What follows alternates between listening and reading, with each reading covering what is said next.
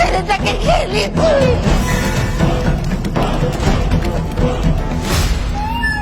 ওকে একেবারে এখান থেকে নিয়ে যান। এ আপনি কি বলছেন? আমার মতো শাশুড়ি পেয়েছে না, সেই জন্য জীবন একেবারে বদতে গেছে।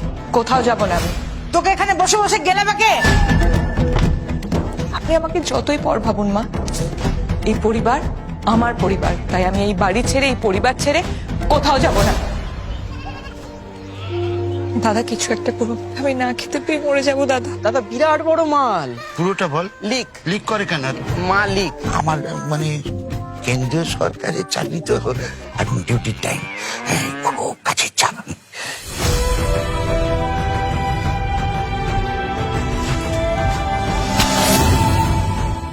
এটা গ্রামীণ স্বাস্থ্য কেন্দ্র।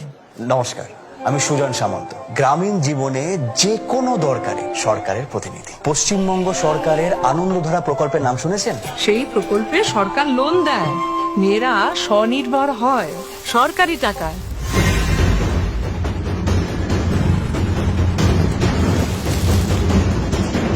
স্বনির্ভর হবে ভাবছো তো? ফান্ড জোগাবে কে? কে? আমি ঠিক দেখছি? 1200 টাকা। আপনি কি করছেন বলুন তো? কেন, আমি কি করলাম?